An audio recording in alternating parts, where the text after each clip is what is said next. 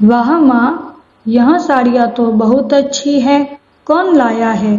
बेटा, तू तो जानती है मैं तो कभी बाहर जाती ही नहीं हूँ, तो यह साड़ियाँ बहू लेकर आई है। वह तुम्हारे लिए भी लाई है। अरे बेटा, हमारे तो भाग्य खुल गए कि ऐसी सीधी सादी, पढ़ी लिखी और सुलझी हुई बहू मिली है। उसने सारा घर संभाल लिया है।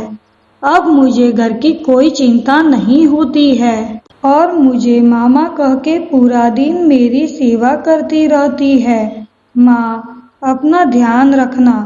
यह तो नई नई है ना, इसलिए अपना सही रंग नहीं दिखा रही है।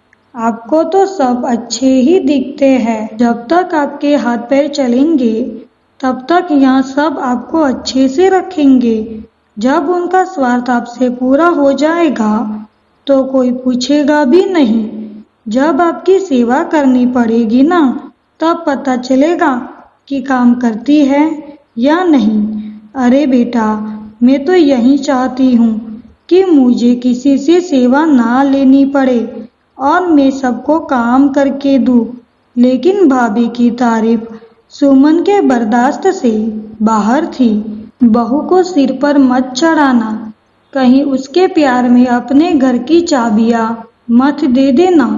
फिर मुझे मत कहना कि मेरे सामने ही जवाब दे देती है। लेकिन सरिता जी को कुछ भी समझ नहीं आ रहा था कि उनकी बेटी सुमन अपनी भाभी के लिए ऐसा क्यों बोल रही है।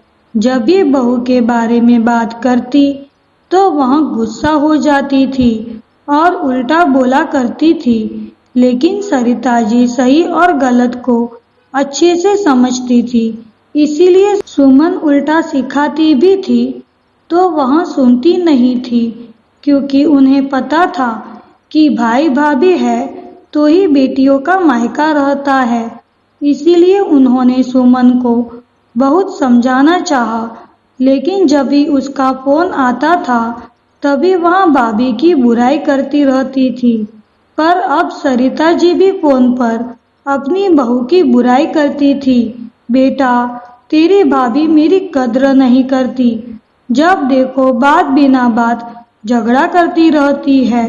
अब तो मेरा एक काम भी नहीं करती और मेरे कपड़े भी नहीं धोती।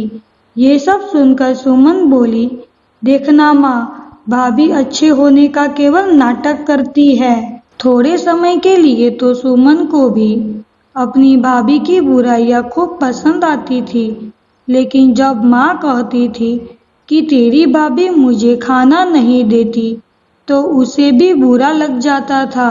एक दिन वह बैग पैक कर अपने मायके पहुंच गई और वहां जाके देखा तो दोनों सास बहू किचन में पकोड़े बना रही थी। हंस हंस कर वो भी। बहू बोली, माँ जी, मैं आलू के पकोड़े बना दूं? तो सासू माँ ने कहा, नहीं, आलू मेरे पेट में दर्द करता है। तो माँ जी, मैं सिर्फ प्याज के ही पकोड़े बना देती हूँ। तभी बहू की नजर बाहर दरवाजे पे पड़ी। अरे दीदी, आप कब आई? मुझे तो पता ही नहीं चला। सुमन की आंखें नम थी यह सब देखकर। माँ बगल में आकर कहने लगी, तू चाहती थी ना कि तेरी भाभी मेरा ख्याल रखे, तो वहाँ रख रही है। पर तू यह बता कि तू अपनी भाभी से इतना नाराज क्यों रहती है? माँ, उन्होंने आते ही मेरी जगह इस घर में ले ली और अब तो मेरी कमी भी नहीं खलती। पर अब सुमन समझ गई थी कि भाभी खुश रहेगी तो माँ भी खुश रहेगी। इस बार सुमन अपने घर जाते समय अपनी भाभी से पहली बार गले लगी और भाभी भी खुश हो गई थी कि उनकी ननद ने उन्हें गले लगाया।